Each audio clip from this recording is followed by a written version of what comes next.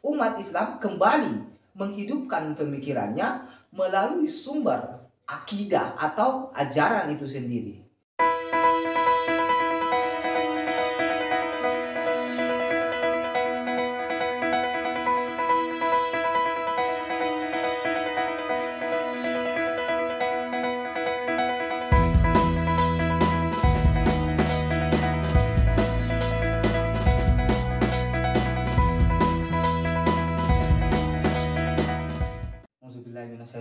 Bismillahirrahmanirrahim.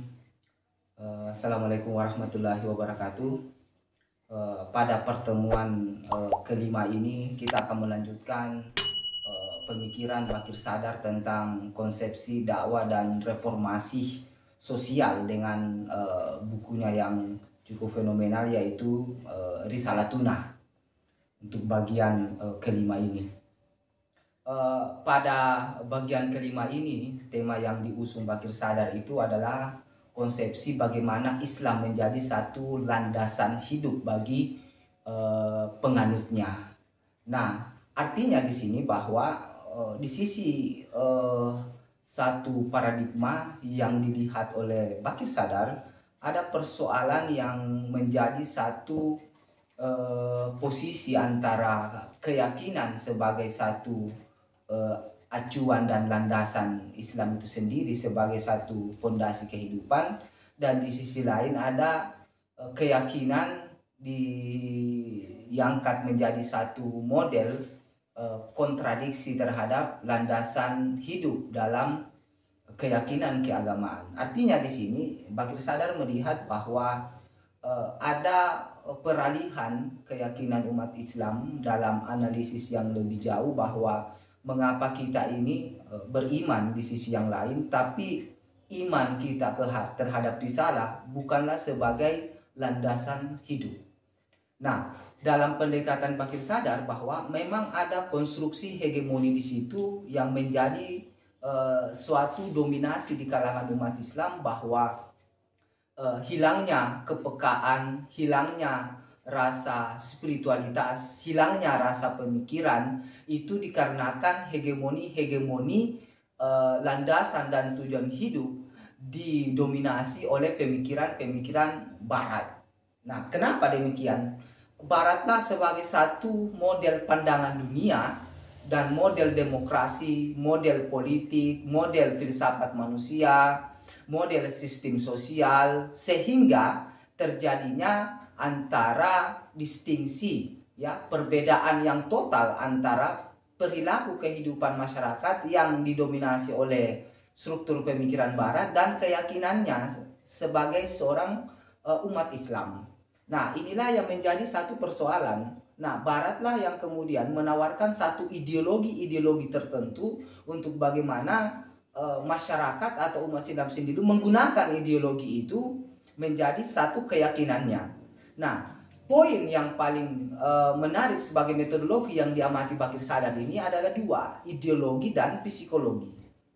Nah, kata Bakir Sadar bahwa pendekatan yang berhasil yang dilakukan oleh Barat itu adalah pendekatan ideologi sebagai diskursus, sebagai dominasi, dan yang kedua adalah psikologis. Nah, psikologis ini yang kemudian menginternalisasikan wacana-wacana, wacana sosial, wacana demokrasi, wacana keagamaan, wacana kemanusiaan, dan wacana tentang alam semesta terinternalisasi dalam psikologis manusia yang kemudian mengukuhkan subjeknya sebagai penganut ideologi itu.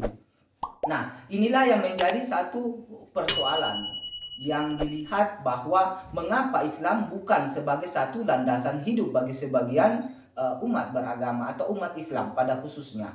Nah, oleh karena itu dilihat dari sini bahwa pemikiran atau ideologi ajaran Islam itu seharusnya membangkitkan internalisasi pemikiran umat Islam sebagai dasar tujuan di satu sisi dan sebagai dasar pedoman di sisi yang lain. Nah, pedoman sebagai ajaran, sebagai akidah, membentuk suatu pemikiran yang terinternalisasi secara paradigmatik, spiritualitas di sisi yang lain, yang kemudian mengarahkan manusia dalam pemikirannya dan membentuk peradabannya.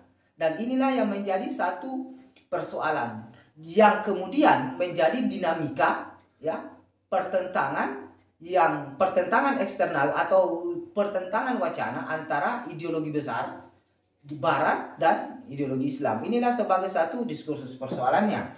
Nah, oleh karena itu, sebagai bentuk analisisnya bagi sadar yang lebih jauh, masyarakat umat Islam ini harus memiliki dua sistem pokok. Sistem pokok yang pertama adalah kesadaran pemikiran.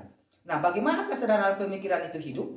Dan yang kedua adalah bagaimana kesadaran pemikiran itu aktif sebagai satu individu dan transformasi sosial.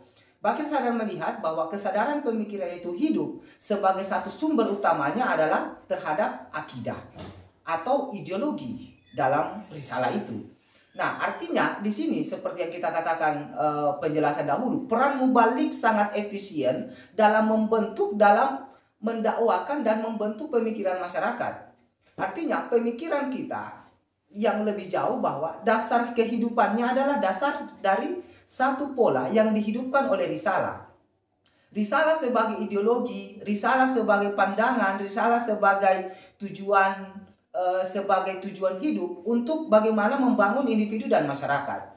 Nah, yang kedua yang kita lihat bahwa umat Islam atau peran mubalik harus bergelut dengan satu dinamika mempelajari bagaimana pemikiran Barat itu menyebarkan ideologinya. Karena Bakir Sadar melihat poin yang kedua adalah umat Islam harus berhati-hati di satu sisi, yang kemudian harus menelaah pemikiran ideologi Barat. Agar kenapa? Agar poin yang paling penting untuk diketahui adalah bagaimana pemikiran Barat ini untuk melihat bagaimana dia mempengaruhi ideologi-ideologi itu. Bagaimana Barat penjelasannya tentang alam, bagaimana ideologi Barat penjelasannya tentang demokrasi, tentang kosmos, tentang masyarakat, ya, tentang individu, itu penting. Artinya bahwa konsekuensi yang ini harus kita lihat. Nah, pertentangan ideologi ini harus peran mubalik yang lebih ke depan lagi untuk ya mencerahkan masyarakat dalam arti istilah Ali Syariati atau Rosan Fikir, terlibat aktif langsung turun ke masyarakat. Nah, perannya itu adalah mubalik di satu sisi. Dan yang kedua adalah tercerahkannya masyarakat dalam memahami ideologi-ideologi Barat di sisi yang kedua untuk bagaimana mengcounter hegemoni ini. Artinya bahwa counter hegemoni Barat melalui hegemoni Islam. Nah, itu yang menjadi satu istilah yang paling jauh diterangkan oleh Bakir Sadar. Nah, oleh karena itu, artinya yang lebih sublim di sini bahwa jalan tengahnya itu yang dilihat dari sistem pemikiran ini, Islam sebagai tanda pokoknya adalah jalan tengahnya adalah Islam. Umat Islam kembali menghidupkan pemikirannya melalui sumber akidah atau ajaran itu sendiri.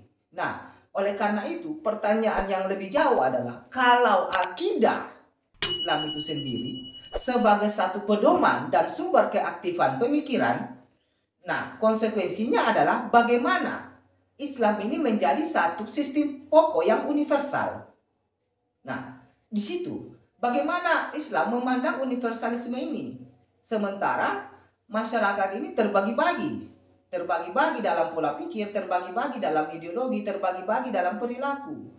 Nah, tantangannya adalah bagaimana peran mubalik ini sebagai satu juru dakwah untuk menjelaskan Islam sebagai yang universal dalam pluralitas yang ada. Nah, itulah tanggung jawab yang akan kita kaji di bagian selanjutnya. Terima kasih. Allahumma bihaqi Muhammad wa ala ali Muhammad. Assalamualaikum warahmatullahi wabarakatuh.